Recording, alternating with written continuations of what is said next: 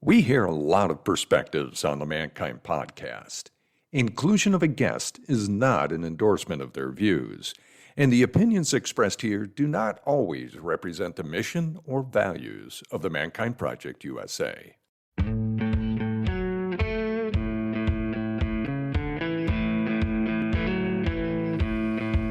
Looks like the rain has gone. G'day and welcome to the show where we are breaking the molds of modern manhood to prove there is more than one way to be a man. That's right, the Mankind Podcast. And today this is a special episode as I am joined by my co-host, Boyson Hodgson and Paul Newell, as we interview leader emeritus of the Mankind Project, Dene Maria Sebastiana. Now, Dene is someone whom I've deemed the Yoda of MKP. This man has played a role in countless transformations. I'm talking thousands of men have been touched by this man and his work and his ability to hold space for a man, to allow that bloke with not just the love that he requires, but the ferocity necessary to snap something in or snap something out of him so that they can finally start to live their lives in integrity with themselves, with mission. This man, I believe, can balance or create harmony between the masculine and the feminine. And that's why he's here today. He's got a new book out called Fierce and Tender, which is about balancing those two energies that men are capable of, as well as to talk about how we can access the four foundational male archetypes into the sacred masculine. Now, if you've been following our series up until now, the previous 5 episodes have been with author Douglas Gillette, author of King, Warrior, Magician, Lover. He co-authored with Robert Moore, and we have dove deep into the archetypes, each of them, which ended with our episode on Access Mundi, talking about how can we access all of the energies that we have access to through the archetypes without getting possessed by them. How can we stay centered and pull on the lover, pull on the warrior, without getting completely stuck in them? And so this, I believe, segues beautifully into this episode as we talk about these energies, as we talk about Access Mundi, and as how we tie that all into the sacred masculine. Now, you may be wondering, what is sacred about masculinity, or what is sacred masculinity anyway? So you're with me in that one. I have been in this work a long time and I still haven't been able to wrap my head around that. But this interview, I believe, has finally given me what I needed. The Rosetta Stone, you could say, for understanding sacred masculinity, as we dive into this interview with Dene Maria Sebastiana. Enjoy.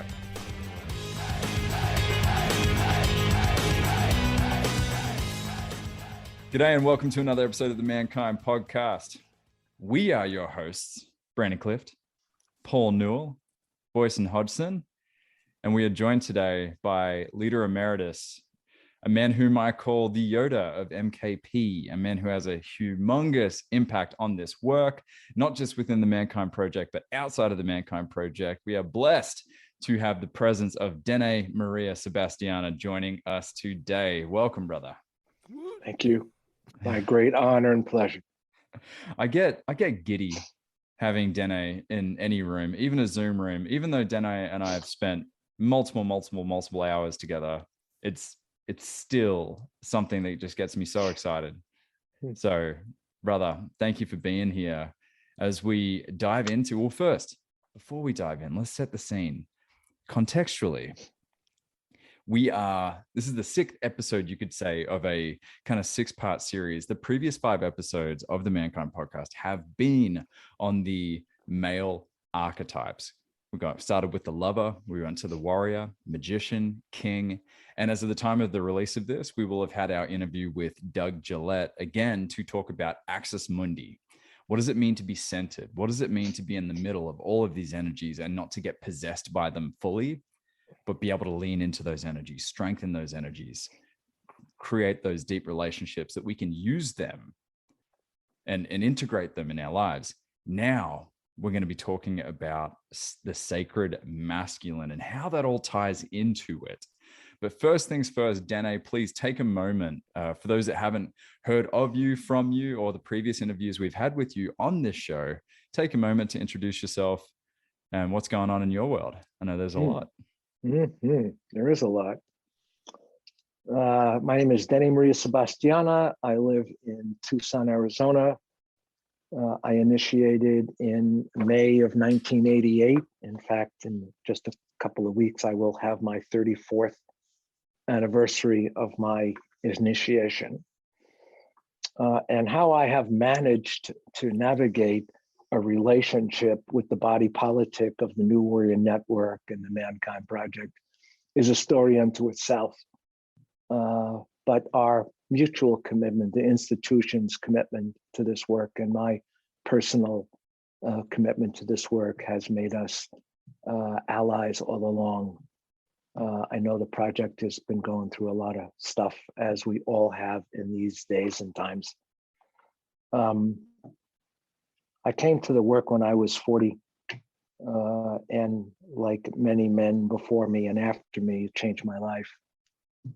It gave me, helped me find a definition of who I am and what I'm brought to do in this world. It has been my life work. I've done many warrior trainings and leadership trainings, and I have a vibrant coaching practice. I just finished writing my first book, Fierce and Tender, Healing the Deep Masculine. It has been released this week on Amazon in Kindle and paperback. And I'm thrilled as fuck to have it out there in the world. It's been a body of work since I've been writing as a young man. It took me 18 months to cobble all the pieces together. It's raw, it's real, it's vulnerable. And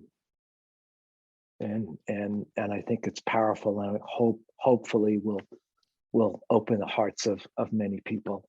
The other day when it released into Amazon, I was twitchy, just twitchy as fuck. It felt like I had birthed something, and I felt that emptiness inside me where it used to live, and suddenly there's an empty space inside. It's very much about the feminine in a man, and we'll hopefully get to that today. I think it's the next major shift in conscious attention in this work. We've alluded to it, we've touched it. We frame it when we open to our emotional literacy, but I'm not sure that we have a conscious referencing, men have a conscious referencing to the feminine aspect in themselves as an energetic archetype. So it's out there. I'm gonna bring forth some kind of marketing strategy, but my writing coach and publisher is really the boss of that piece. I'm just relieved and grateful and humbled that I could put this body of work into the world, and I hope it awakens people. So thank you for inviting me here. It's always good to talk with you. I'm good. Thanks. Thrilled as fuck. That is pretty much that. You speak for me when you say that. I'm giddy right now for this book. Yeah, I can't. I'm looking forward to this. That'll be exactly what I'm doing once I get off this this call, is getting that. And just so you guys know, listeners, there will be a link to it in the show notes. And Dene, we already spoke about this. We're going to have you on very soon to talk about it and go into deeper depths of the book. But today, let's dive into the sacred masculine. Now, I'm excited for this because I myself, and I say this all the time, I am not an expert guru or anything of men's work, masculinity, manhood. I never claimed to be. I'm just a layperson on the journey figuring this stuff out as a young man. And so when we get into the sacred, the divine, the mystic, when those words start to get thrown around, there's this analytical part of my brain that just kind of shuts down. Or no, it turns on and starts to kind of try and cut through and no, give me the framework, give me the science, give me the data. But what I'm learning the more I get into this work is it really is bigger than that. But first things first, Dene, sacred masculinity. What are we talking about here? It's a large question, and I'm not sure that we can understand it in logical, rational terms. I look at masculine and feminine more as archetypes. less as gender, less as sex, less as genitalia. I look at them as archetypes. There's a masculine energy and principle and ways of being in the world. And there's a feminine energies and principles and ways of being in the world. And both of those are available in both men and women. Now, lately, I've been thinking about, what role does hormone play? And that gets me all scrambled inside. So I try to stay away from that. There is something about men in the masculine and women in the feminine, but I'm trying to unlock that cultural attitude that we've had for so long that says the masculine is for men and not for women. When a woman is tough and hard, they call her a bitch. And when men are soft and tender, they call them a pussy. Somehow we don't want to cross over into the other archetype as if it, takes away something from a man's masculinity and a woman's femininity. So it in and of itself, it's confusing. So what is the sacred masculine? I remember reading many years ago something about Confucius. And he said, the secret of life is to be true to yourself and to be good to others. And I've always been drawn to the mystical. I've studied many religions. I practice none. Spirituality is my religion, the connection between me and the divine. And yet I'm grounded on earth. There's a connection to the feminine quality of Mother Earth. There's a connection to the divine quality of the spirit above. And I've come to believe that we humans, the human heart, allows the heaven and earth to talk to each other. We enliven the spiritual connection between the above and the below. So the sacred masculine to me is when I'm aligned between the heaven and the earth and all of my chakras, when my head chakra, my heart chakra, my gut chakra, my sex chakra, my energy that runs vertically, when I'm aligned, my feet are on the ground, my spirit is connected, my heart is open, my instincts are available, my brain is sharp and clear, and my sex energy or creative energy is alive and vital, I'm in my sacred masculine. Man. And when I'm in my sacred masculine and my heart is open, the feminine is available here. I think the feminine in man, the doorway is his feeling function. When his heart is open and he's capable of tenderness and nurturance and compassion and care, which we attribute feminine qualities, that's when a man is in his sacred space.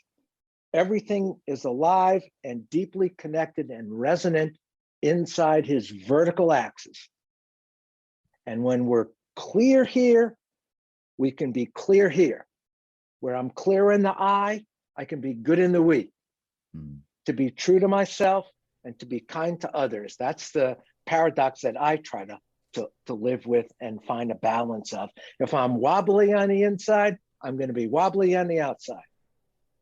So whatever the practice is, whatever brings us into awareness of our vertical alignment, and whenever we recognize that there is a disturbance in any one of those chakras, to reconnect to what is the disturbance, what is it that I'm misaligned with, when we come back in, we function from the sacred masculine into the world in a good way. Damn, man, I'm digging you so much. This is speaking my language right now because I think that it's important that we as men have these conversations around energy centers and chakras and like alignment, because when it comes to the sacred masculinity, as I'm hearing you say, this is an important piece as far as like our fulfillment and health and well-being, right? Just like as far as this clarity and everything being able to like be in the highest order and us being this conduit of heaven and earth. Yes. And I'm curious, like in the chakra development, right? And like when I say that for people that are like, what the heck is Paul talking about? Like these energy centers develop in certain ages in our life, right? So like if I'm wrong, Denny, but like I think it's like up to the root chakras up to 7, and then up to the sacral chakra, it's up to like 14, 15, and then the solar plexus is like 16, and then so on, like the 7 stages of life, right? So I'm curious for you, especially like with your experience, like where is it that you see we've gone off? Because these concepts you're saying are timeless, right? Like the masculine, feminine. Where do you see like we collective or men or however you see it, like have gone off the rails in your view? Okay. Big question. My wife sent me a YouTube link this morning to Pink Floyd's. They put together a piece with some Ukrainian or Russian young man singer, and they did a video of the music with photographs and filming of what's going on in the Ukraine. And it broke my heart.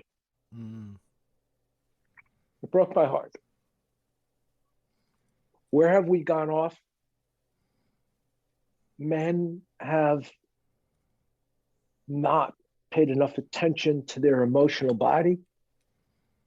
Men have not paid attention to their feelings. Since the crib, we have been programmed to not feel. Good. To not show fear, to not show vulnerability. We've been programmed to be hard fucking soldiers. To give our body up to whatever the cause du jour is. And to die for some principle, which usually it's a fucked up principle. But they make it noble and gallant. So young men go off to war fighting for their fucking country and killing people that they don't even fucking know. Our hearts have been closed. That's the chakra that is the weakest one in men. You know, George and I, we're lifelong friends. We're business partners. We do our workshops together. And, you know, we've done some day of deep process where we do carpet work for men. And we've come to a simple distillation of the only real question to ask a man on a carpet: where was your heart broken? Damn. Where was your heart broken? Yep. Wow. Because when we get our hearts broken, as we invariably do, we get wounded. Yeah. Every one of us gets wounded, and we shut down. As a child, we shut down. We have to shut down because we have no defense mechanism to protect ourselves. Yeah. So we close the body. Doors come down. Boom. Doors come down. We have to, for survival. Yeah. It's not a conscious choice. It's an unconscious choice, and we have to do it. We trade in our authenticity. We trade in our feeling function in order to survive and win favor with those people that are in power over our lives. So couple that with all of the imprinting that we have received since the crib, that it's not okay for men to show their feelings. This chakra is fucking dead. Yeah. So, you know, I try to think about Trump sometimes. I try to think about Putin. And, you know, I try to send blessings to their heart. Because when the heart is closed, we're capable of any kind of atrocity. Yeah. And we see what's happened over the last several thousand years when men are acting from some mental, some instinctive, some bigger cock than somebody else. When this thing is totally closed off, we're capable of all kinds of horror. Yeah. And just look at the history of men on this planet. You don't have far to look to see what the consequence is of men not having their hearts open. Well, there's an interesting distinction I think that needs to be made here, because where is masculinity being used most commonly today in conversation? In the context of times, toxic masculinity, is what we're hearing. And I've shared on the show my thoughts are that this phrase has been weaponized, and I think it's being misused in many ways. But we look at the cultural concept of manliness, kind of in the realm of toxic masculinity, has been explained as it glorifies stoicism, strength, virility, and dominance. It's the man box. But out of stoicism, strength, virility, and dominance, there's only one that stands out to me that really is negative: dominance. Stoicism, strength, virility. I don't lump those with dominance. I don't put those in there. Yet when you look at the sacred masculine, you could define it as strength without domination, leadership without force. Mm-hmm. Yes. So that's how narrow, that's how fine the line is here right now of understanding this stuff. And there's a reason why so many men are coming to me so confused. And so they have this misplaced shame. They almost feel like, oh God, do I need to feel guilty for being a man in 2022, especially if I'm white and straight? Mm-hmm. And it's getting him in the work at least, but the conversation, the level at which we're having the conversation is so misplaced and so harsh, because we have these examples right now of generally men that are seeking dominance. Mm-hmm. And that's such a great question. Who hurt you? Who hurt them? Mm-hmm. Who dominated them in their life that they feel they need to dominate others? So do you think a man who has an open heart looks to dominate? No. Where do you think that imprint of domination comes from? The man box for me. We're still, and we're now in the big chunk of the 21st century.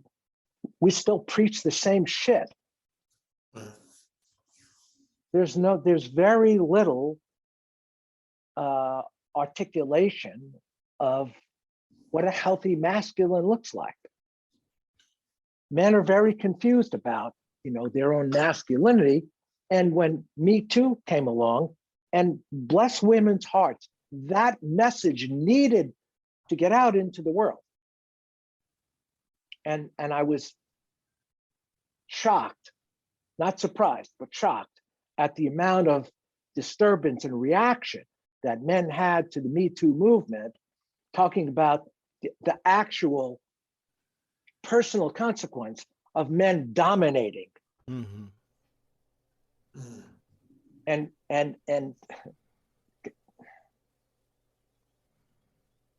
when the heart is open, we're capable of wonderful things.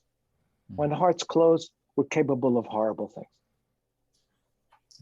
So in every conversation that I want to have with a man about the masculine, I make sure that his feeling function is open and online and punches. I think that's the turning point in how we are in the world, and whether this is open or not. Yeah, it's interesting, man, because I'm thinking of several things over the past little bit. We talked about alignment, first of all, and then something, Dene, you mentioned when you first came on about the sex energy.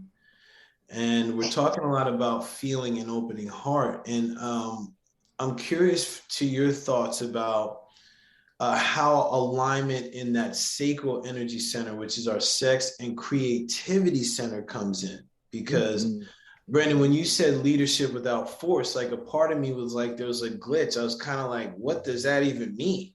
And if men fail to have any sort of creative instinct, right, or access to creativity, like, hey, who hurt you? Or like, hey, who stomped on your creativity? Because like, if someone was like playing this instrument is for this and that, and all of a sudden or like that artwork sucks, or what have you, whatever it is. I'm just curious, like, what your thoughts are on like that creativity and also sensory, like, because you talked about feelings, but like, what's your thoughts on like the sensory portion of like men's development with all this too? Nice. Good question. Not an easy question to answer. I'm sorry. I know. No, it's I was okay. like, what? I had to ask you, man. This is a unique opportunity. It's totally okay. Totally okay. When the heart's alive, when we're vertically aligned, the brain is clear, the heart is open, the gut is awake. The sex may be active, but if it's not a procreative energy, then it's a creative energy. I look at that lower chakra as a creative shock, creative space. It could be sexual, but it's creative as well.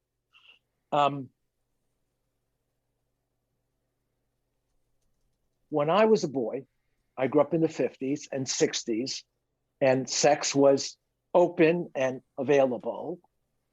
There was no one there to teach me. There was no instruction on sexuality for a man. There's no instruction on creativity.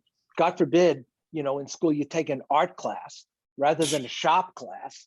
Whoa. And the labels that get slapped onto us. Yeah. It's little wonder that with the programming and the media and it's so clear we're told to be powerful, dominant, sexual, controlling. The softer aspect of our skill set is really very little encouraged. So, for me, I came of age, I had zero instruction on sexuality.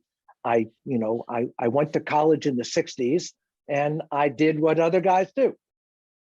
So here's my personal story along this line. I acted from that sexualized place for a good portion of my life, actually, up until I came into this work. My head and my cock were very connected. My heart was totally void. Yeah. I fucked and had no concept of what making love looked like. My hand is up. And I when I was sent to Chicago on a job assignment in 85, I was acting from that place. And I had a woman friend come out and visit me in Chicago, and we stayed in bed for a whole week. And after she left, I dropped into some huge depression. And I realized, wow, my heart wasn't participating in this. I didn't know how to bring my heart into a coupling with a woman. Wow. And I made a commitment. I said, I'm going to be celibate until such time as I can let my heart participate with my sex. Don't have to fall in love, don't have to get married, she doesn't have to be the one, but my heart's got to open and feel something. 2 years. 2 years I was celibate. And then I met the woman that's my wife. Bless up. Bless up. I did the Warrior Weekend in early May of 88. By the end of May, I met this woman, and my work, my men's work, and my marriage have been intertwining for the last 34 years. Bless up to you, man. And it was the first time that my heart really opened. And here's the danger. When the heart opens, the heart gets broken. Risk. Yeah. Say it again for the people in the back. Oh. If we dare to open the heart, yes, we risk the heart getting broken.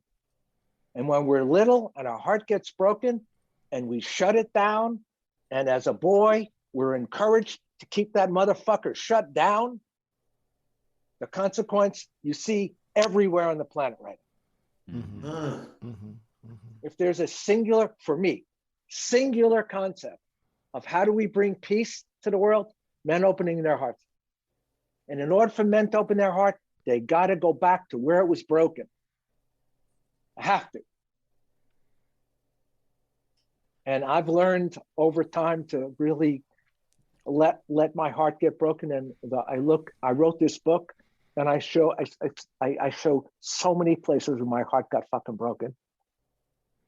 And I shattered. And yet, every time my heart shattered, it came back stronger. Mm-hmm. I think that, it's counterintuitive. But the more the heart breaks and the more we navigate through the learning through our own heartbreak, the stronger the heart gets. It's kintsugi. It's the Japanese art of breaking the pot and putting it back together with gold. Right. Nice. I haven't said anything yet. I'm gonna step in here. Hey, first of all, may it be so. I've got 17 years, so I'm half on you. I did the warrior training in 2004, got married in 2005. Kendra did her woman in power training 3 months after I did the warrior training. That intertwine that you're talking about, that's the shit right there. That's shit. That's right. That's it. Well, I got to go all the way back to the beginning of this thing. You notice we haven't tried to think our way out of this. Every time we keep coming back to, it's your body, stupid. Mm-hmm. It's your body, stupid. Go there. Go there. Go where in your body? Your heart, your balls, your throat, your crown, your wherever the pain solar is. Plexus. Wherever the pain is. Go there. So, and I got to say, it's beautiful, Dene, to hear that where was your heart broken, teaching men how to connect to their hearts. And here's where I'm going to push back, and I'm going to be part of the audience out there is like, fuck that shit. That hurts. Yep. No, I don't want that. So here's what I think where men's work comes in, and here's where your beauty shines and our beauty shines in MKP is like, we teach men how to help heal those places where it gets hurt. Because when you open your heart, like I saw you crying, thinking about Ukraine. I could go there right now. Yeah. When my heart is open, that's the risk that I'm at every fucking day. Yeah. Yep. And if I don't have the skills and tools in my body and in my community to help me hold that, to do that Japanese work, right? To put the gold in the cracks. Yeah, that's right. That's right. To put the gold in the cracks. And the key, let's take it one step further. The key is opening the body to feel the feelings that we've never learned how to feel and what they are. Where in your life are you standing at a crossroads? What is the resistance that's holding you back? There is a circle of brothers waiting to meet you and stand with you in facing your next step. That is what the online Crossroads course from the Mankind Project USA is about. Facing your resistance and stepping into your brilliance. See the show notes for details. The most important piece of work for me on a warrior weekend, and one when I was in Mexico that I did almost every weekend we did, was feelings and I statements. Teaching men what happens in the body. Emotions are energy in motion in the body. There you go. My feelings are my energy that's vibrating in a particular frequency. Anger vibrates in a frequency. Sadness vibrates in a frequency. Fear vibrates in a frequency. And teaching men what each of those emotions are, how to recognize them in the body, and go when you ask a man, so tell me how that feels, and he folds his arms and he puts his head and he looks up north. No, that's the wrong place. Look down here. Mm-hmm. Down here in the body is where our feeling function is. Mm-hmm. And for me, what I've learned is at the bottom, anger, sadness, guilt, shame, fear, grief. Grief is the bottom. When we fall through grief, when we fall into the river of grief and we let it have its way with us, and we realize that we're always defeated by higher, stronger forces than our ability to control, and we surrender that, and the heart opens and the tears flow and the water element flushes. I look at grief as a toilet plunger of the heart.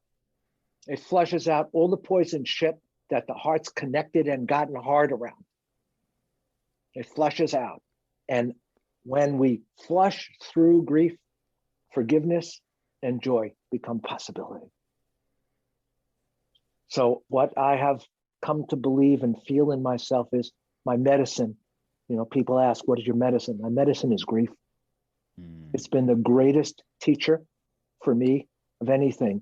When I was a boy in a street gang at 9 years old, and I got the shit kicked out of me, and my father slapped me for crying because if I couldn't take it, don't play with the big boys. He slapped me in the face. Those tears shut down at 9 years old.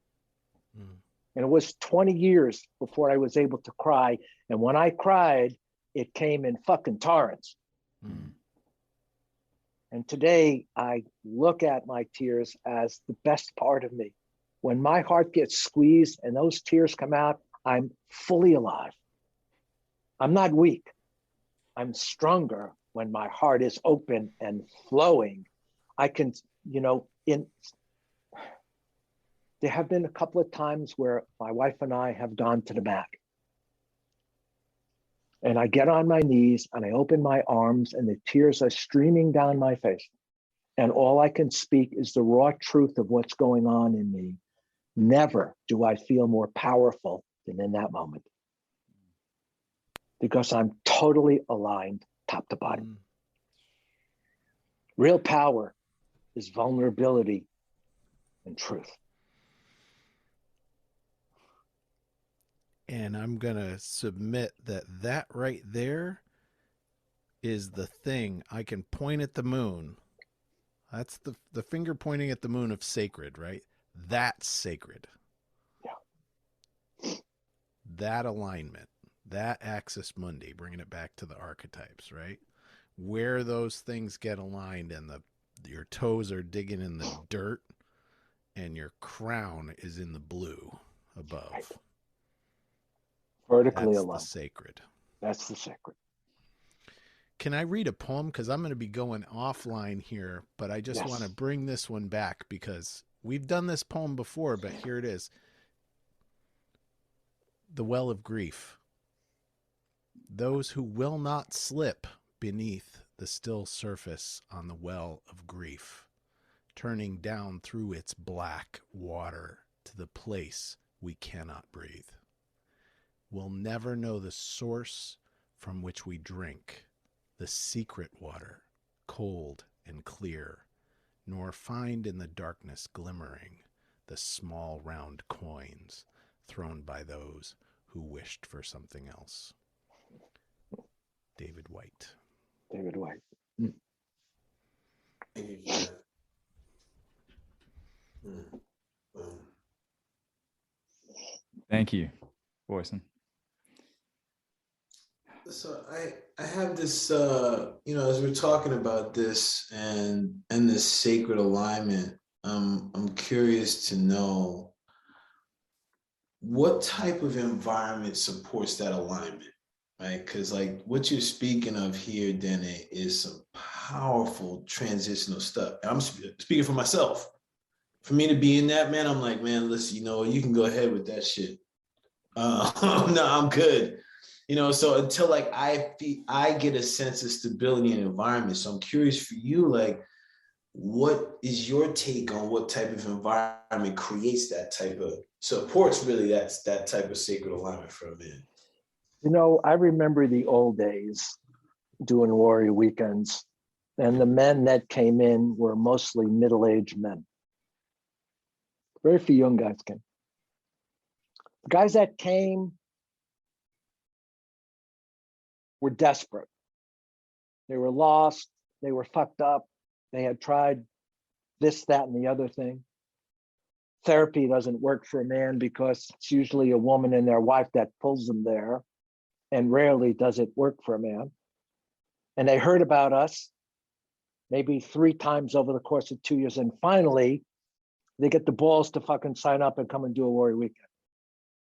And they fall apart relatively quickly. And we, in the beauty and the brilliance of the work that we do, we know how to begin to put a man's pieces back together again. Bless up. Inside a contained space where it's safe for a man to rage all the fire that's in his fucking body and to weep all the tears that are in his fucking body You know, like look at any moving machine as a combination of fire and water, one moving it forward, one cooling it down. That's how the body functions when it's fire and its water are in balance. Hi, Boyson. So our circles. You ask me where? Our circles. When do men come into circles? Well, these days, men are finding their way. In the absence of the Warrior Weekend, men have come to circles online. And now that they're opening up, men are going to go to the weekends, I think in record numbers, at least I hope, and our circles will expand. A man can't go to just any place and open to this and acknowledge and be vulnerable enough to admit, I'm stuck here. We're not allowed to admit that we're weak. The man box won't allow it. So when a man comes into our circles, you know, and we say to him something that he's never heard anywhere from any man, your rage and your tears are welcome here. When does a man ever fucking get that invitation other than through men's circles? Mm-hmm. Mm-hmm. Well, here's where it gets dangerous. They get that invitation from tribal groups, which in today's context is those groups that live within the binaries, that live on the extensions of those binaries, the extreme groups. In media, we know them as the extreme left or the extreme right, but they're finding connection through a mutual disdain, through a common enemy, you could say. Those aren't circles, those are arrows. Yeah. And a common pain. And common pain, and generally a centralized figure at the head of them. Mm-hmm. Whereas what we're talking about here is connection through a circle. Yes, that's not vertical. It's not vertical. Great point. Yeah, Bringing it. The most beautiful thing of our weekend is any man can call any other man out in that circle. Yeah. A rookie can call the full leader of the weekend out into the center of a circle and say, "You motherfucker." Mm-hmm. How many men's places have that capacity? Yeah. And it's stable. I think like that, you know, listen, we're talking about this thing. I want to emphasize that piece, because sometimes I take for granted what we have in the work, right? So the ability to be able to call out someone that could appear as like this hierarchy, and it's safe to be, instead of being like, "What are you doing?" No, I'm like, "Yeah, go ahead, man. Speak your mind." Yeah. It's not. Oh, That's God. empowering, man. That's like power. finding the voice. Because before Dene, you were talking about like the throat, clearing the throat, like heart. Now, if I start to align and I'm really coming from my heart and I'm saying something that's true, damn, man, pew, it's going, and it's powerful, and it's resonant, and it's real, it's raw. It's powerful. I catch myself in that story. You know, some of you know, I'm the national enrollment coordinator, so I'm in kind of the back end scene. I'm starting to see things, and I'm sitting with men that initiated with you, Dene, and hanging out with guys that have got 100 trainings under their belt. And I still catch myself going, well, you know, they've got 100 trainings and they've got these titles in the organization, blah, blah, blah. And they're going, dude, talk to me. And I'm like, blah, and I let it out. And they're like, thank you. That was a blind spot I wasn't aware of. It's so powerful, and something that we've touched on, but haven't necessarily like highlighted. Dene, in 2019, I went through a pretty rough breakup, and you were there for me. You coached me through that. And that's where you introduced to me the energy centers, the head, the heart, the gut, the cock. Still a practice today in my journaling. I go to my head, I go to my heart, I go to my gut, I go to my cock. I ask them questions. I take my toughest questions, and each energy kind of has its answer. The head will be like, super judgment and blah, blah, blah, story. And the heart's like, and it makes me feel this way. Like very archetypal in how I go through it. It's pretty cool. Exactly. My gut and sexual areas are usually the ones that have the answer. But you had me read a book by Robert A. Johnson, Line with the Heavenly Woman. Yep. And man, if that wasn't biblical for me, and the timing that you introduced me to that book, and it helped me out, and just kind of my understanding and premise of the book, it's been many years since I read it now, is that for us to be able to find the energy in a partner, in an intimate relationship that we want, we ourselves have to go there and identify it. We ourselves have to go there. It's not I'm a half looking for another half to make a whole. No, I'm a whole looking for another whole. Whole, to find a whole. And so how this relates to my question, the problem in our dangerous and fractured world, it seems, is that people that have masculine traits, we value masculine traits more than we value feminine, right? In men. In men. But we have, I think we overvalue the masculine, undervalue the feminine. And this throws what we know as yin and yang and balance, it throws it off. It throws off this energy. We have mostly men in power that, in my judgment, don't have access, haven't taken the journey to get to know the feminine. So here's my question, which I think we've already answered it. Can you access the sacred masculine if you haven't been journeying into the feminine? No, I don't think so. And I say this in my book. I think that, for a man to step into the sacred masculine, it has to include the feeling function. It has to include our tender, vulnerable qualities. It has to, because it's part of being human. It's inhuman to shut down our feelings. It's inhuman. We do inhuman things when we shut down our feeling function. We shut down our capacity to care and connect with somebody else that's a different gender, that's a different color, that speaks a different language, that worships at a different church, that has sex with different kinds of people. We judge those that are different from us because we don't connect to the heart. The heart is the part of us that allows us to feel the oneness. We can't feel the oneness unless the heart's open. And that's a journey that takes work for a man. In this time in history, it takes work for a man to do that. Always comes back to the work. The work. This is exactly what Doug and I have been talking about over the archetypes. It's like, here's some great concepts, right? Here's a great framework. Here's some great traits and characteristics we can give to these energies, king, warrior, magician, lover. But you can't just understand it in your fucking head. Do the fucking work. And guess what? Every person listening right now that doesn't want to, and it's fucking scary, I empathize with you. And I get it. Hard. It's hard. The work is hard. But the rewards are so incredible. Astronomical. Look at your story. Yeah. Look at Boyson's story. My story is the exact same. If I didn't do my work, I would not have Christine in my life. Full stop. She met me in 2015. I was not a pretty picture.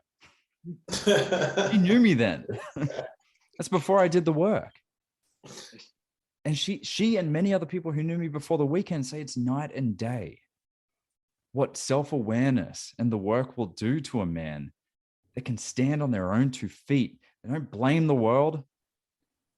They look at responsibility. It's responsibility. Wow. I'm telling you right now, Dene, I've told you this. You were episode 3, A Man's Guide to Emotional Intelligence. And it is the 3rd highest downloaded episode out of all our episodes. Beautiful. And I have a feeling this one's going to jump up right next to it because my book is my story in all of this, how I came to this point. What's the name of your book? Fierce and Tender, healing the deep masculine. You look up Fierce and Tender. You look up Fierce and Tender on Amazon, you'll find it. Yeah, now as you mentioned that, I'm remembering a question I had for you, because when you said that in your intro, I was like, there's got to be a story behind that. So I'm curious, what is the story behind you selecting the title of Fierce and Tender? I think I have an idea, and I'm still curious.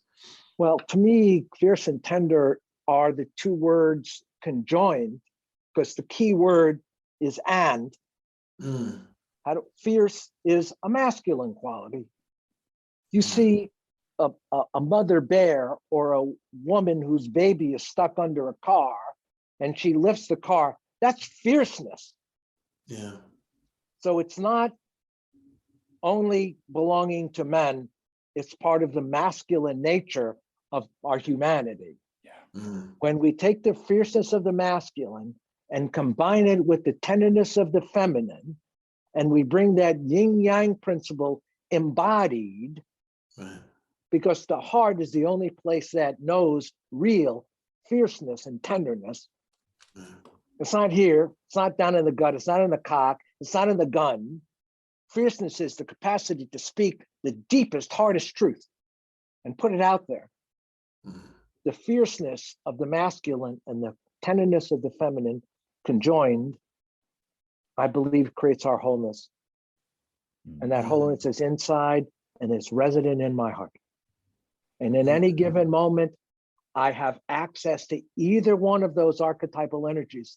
And given the circumstance, I will know how to appropriately respond to the stimulus with the appropriate energy, whether it's archetypal, whether it's masculine or feminine, or that's all the same thing. Yeah. I see. We spoke before about strength, virility, stoicism. Healthy masculinity is in the absence of the traits that we have labeled in toxic masculinity. It's not the absence of, it's not femininity versus masculinity.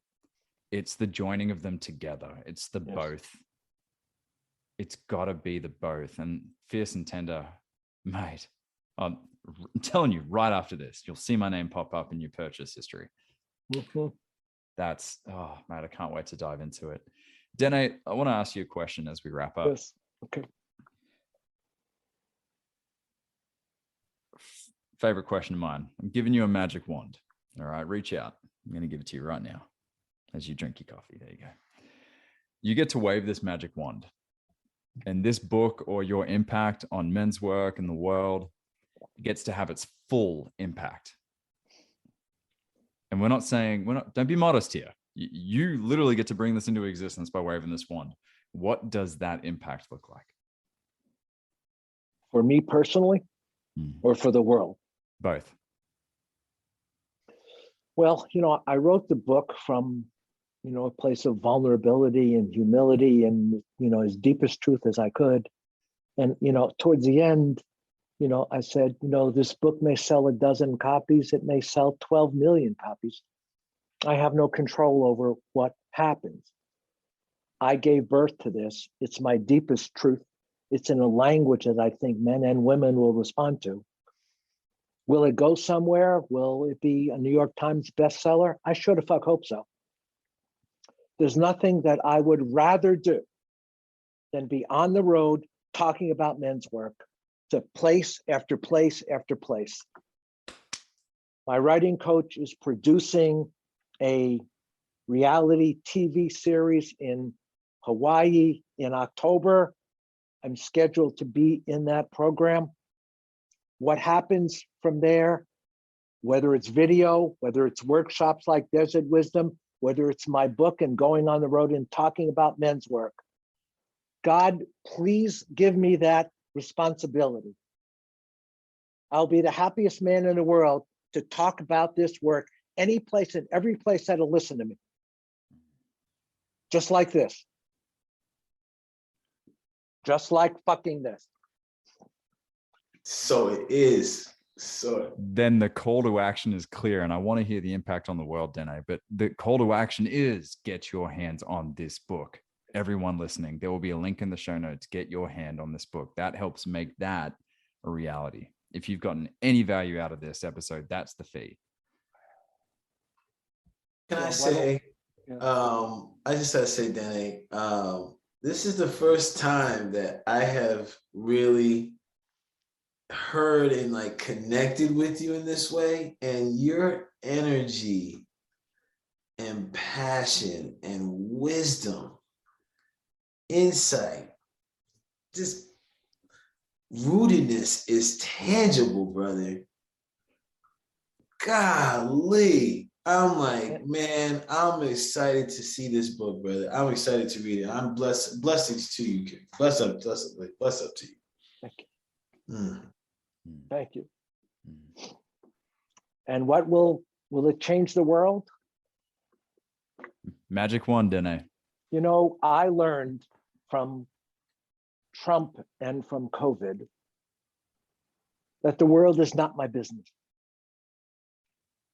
That I cannot change the politics. I cannot open Putin or Trump's heart. I cannot have them see what I see and believe and feel what I believe and feel. I have no control over that. All I can control is what goes on in me here and what I put out here. So I put this book out into the world. Will it change the world? I don't know. It certainly hope that it will begin to open people to look at things in different ways. I have no control over that. All I can do is my work. All I can do is speak my truth in the place that I am, and the rest has to take care of itself. I've learned, and I've come to believe I've had some health challenges the last several years, and my body is challenged. And I realize that I am an elder now, and I'm in the last quarter of my life. Will I see the promised land? Will I cross that, that spiritual river? I don't think so. I don't think in my time I'm meant to see it. But what I have come to terms with is that I'm just a plank on the bridge. And I want to take my place on that bridge and hold it steady for men to walk across me, that my sons, I pray, my sons will see the promised land when men and women have found peace and love, where the Piscean age is finally fucking over and the Aquarian age is opened, and we see heaven on earth. I can feel it in my heart.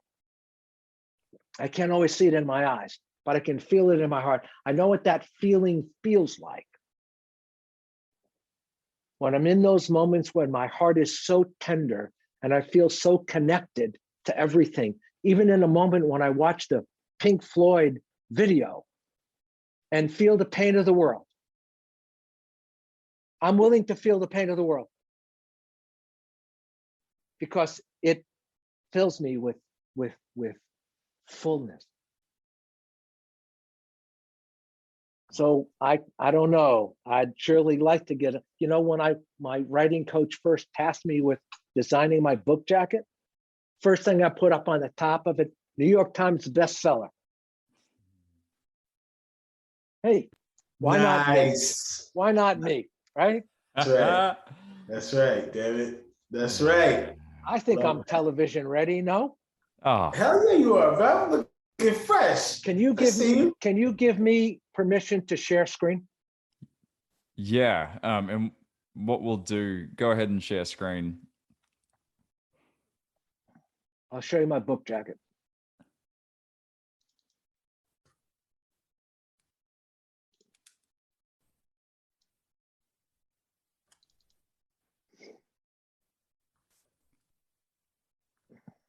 Oh, beautiful.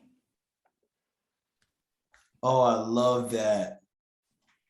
Wow. Wow. Yes, man.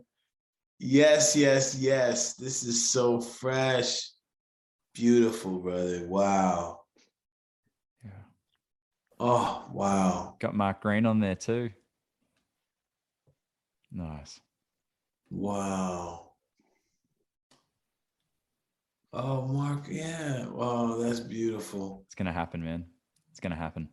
Wow. I mean, if I'm walking through a bookstore or perusing online and I see this right in front of me, Would I not want to take a look at this? Mm-hmm. Oh yeah. Yeah, I love that. That picture is so freaking tight, man. Yeah. The whole energy on the, oh, I like it. Mm. A memoir of an urban medicine man. Bless up, man. Yeah. I love it. I love it. Yes, man. Beautiful, Wow. Dene. Beautiful, Thank man. you. Thank So you. Congratulations. I've Congrats. oh, mate. Just the condensement, just condensing Dene. It's like you're giving us more access to you. Because I'm one of the men who throw your name around so much. I know Dene. No. Nice. But Yeah. like Paul, I mean, you've heard Dene's name for how long, right? Long time. So for us to get access to you and this wisdom and this experience is beautiful. So what I've done is I've time checked. So at that point of sharing the thing, we know in the audio for the podcast, it'll be cut. So what I'll do is cut back in for the recording and we'll just do like a checkout. How's that sound? Perfect. Yeah, let's do it. Beautiful. Okay. 3, 2. Well, I'm complete. What about you, Paul? I'm ready. I'm good. Feeling nice. Boyson checked out early. So let's just take a moment to, with this energy, with this space, check out. So Brandon, known as King Chimp, checking out with just feet in the earth, mud on my face, and Dene, you know what that means. Mud on my face, and just feeling it's this work, it's these conversations. When people ask, what does the work look like, or the work is hard, you know, oftentimes it's just having conversations like this. This conversation today has been the highlight of my day. And that's work too. It's not always shadow worshiping. It's not always getting stuck and granular in the deep, dark, icky stuff. Sometimes it's both and. Sometimes it's just celebration of the beauty and the gold that's within each of us. This work is so rewarding. And something that I love more than anything, it's one of the reasons why this is really one of few things in my life that I'm very, very, very, very, very embedded in outside of my relationship with Christine, is we're not going to tell you how to think. We're not going to tell you how to feel. We're not going to tell you what's right or wrong. We're going to invite you into a conversation first, and then we're going to invite you to feel. And we're going to invite you into the work. And with a group of men, with a circle, with a community, we get to lighten the load. We get to pave the way. We're not going to do the work for you, but we're here for you. The work's waiting for you. And there is a circle for you. Say yes. I'm out. Paul. Oh, thank you. Checking out, feeling rooted and feeling like I'm a part of history. Like we'll be able to look back on this podcast and be like, yo, remember, Dene did predict it would be New York bestseller, New York Times bestseller. So I feel like I'm a part of history right now. And really, really grateful for, you know, the wisdom of the life lessons that we've collectively gone through to help us be able to support other men in their exploration of their highest alignment and sacred alignment. So I'm grateful for this space, Dene. It's been an honor, and it's been such joy, man. Even your voice is freaking fresh. Like that's so awesome. So anyway, so listen, I'm excited. Blessings to you all. Blessings to all those that are hearing this podcast. Allow these words to come into your mind and into your body and spirit. Allow them to resonate, and then figure and get curious as to where it's resonating in you. And I'm out. Dene Maria Sebastiana, Sun Bear.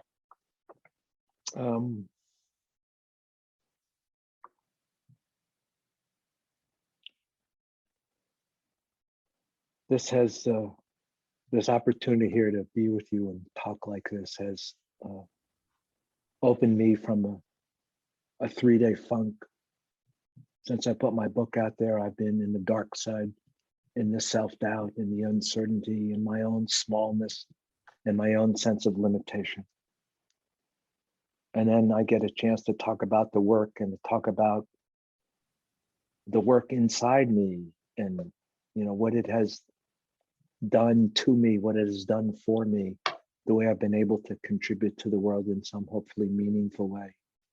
It reminds me of who I am, because I forget. Oftentimes, and my shadows grab hold of me and I forget who I am. I get inflated, I get deflated.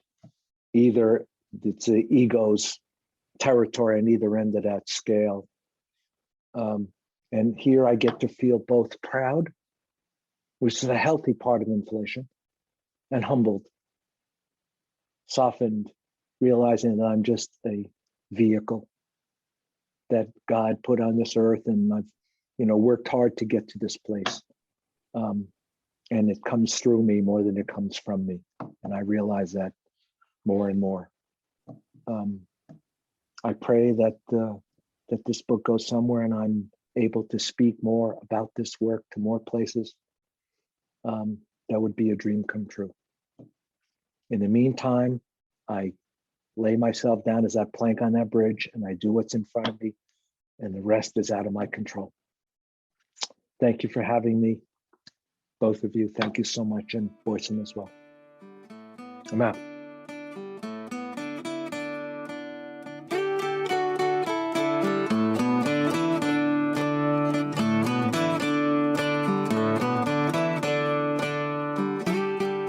There you have it, another powerful episode of the Mankind Podcast. Man, I always revel in the opportunities to get to spend time with Dene. His, just that energy, how he can balance that, the loving tenderness that we all often need as men, but also come in with the hard stuff, like the hard truths that aren't always easy to assimilate, digest, accept. This man is a healer. He is a lighthouse for many. And if you want to get your hands on his book, Fierce and Tender, Healing the Deep Masculine, there will be a link in the show notes where you can get your hands on a paperback copy, or it's also available on Kindle. Well, I hope you've enjoyed the previous couple episodes as we've dove into the archetypes with Doug Gillette. We've spoken about how to find your center through Access Mundi, and now we've tapped into the sacred masculine. And look, just know, some of these concepts aren't always the easiest to grasp onto. I mean, I am hosting this show, and I myself get confused sometimes by the intricacies or the depths of the esoteric kind of stuff that we cover here. But just know, if there's just a little bit that you can grasp onto, a tiny little thing that you can apply pragmatically into your life, just start with that. Men's work, that path is not linear, all right? It's messy. It always will be. We can't remove the humanness out of this process as we go along our men's work journeys. And so I want to honor you for being here. I hope you can find that little nugget to apply to your life going forward. And if you've found some gold from this episode, be sure to share it with those that you love, those that you care about, or those that you feel like it will directly impact them. Perhaps they need this message from this conversation today. That's enough for me. I look forward to joining you guys next week as we continue to break the molds of modern manhood to prove there's more than one way to be a man. Lots of love. This has been another episode of the Mankind Podcast, produced in association with the Mankind Project USA. We have been your hosts, Paul Newell, Boyson Hodgson, and myself, Brandon Clift, and we want to thank our guests for joining us today and imparting their wisdom from their experiences in this amazing journey called life. If you want to find out more about today's guests and support them in their mission, you can find links to them in the show notes. Now, if you have found gold and insights that you believe could benefit your loved ones and those you care about, be sure to share it with them. And of course, we are always grateful for a rating and review of the show on iTunes. Now, we've got to give special thanks to our back-end team, producer, editor, and audio ninja for the show, Michael J. Russer, and Don Huff, who takes care of our graphics and promotions and pretty much makes us look pretty. So, of course, thank you, Don. Now, above all else, we've got to thank you, the listener, because through your attention and your support, you have made it possible for us to let men all over the world know that they are not alone and that there is more than one way to be a man. And if something in this episode has touched you, then perhaps it is the call to action to get involved in men's work. With live trainings happening constantly and in-person trainings happening all over the world, the Mankind Project definitely has something for you. Now, if you've enjoyed the music in this episode and all of our episodes, be sure to check out Jim Donovan and the Sun King Warriors. I have links to them in the show notes. And lastly, just know, what it means to me to be a man is completely different than what it means for you. What it means for Paul, what it means for Boyson, that is the beauty of this journey. So if you are looking for guidance, support, and community as you begin to unpack and dive deeper into your men's work journey, then you know where to find us. Same place, same time, next week. Lots of love. We'll see you then.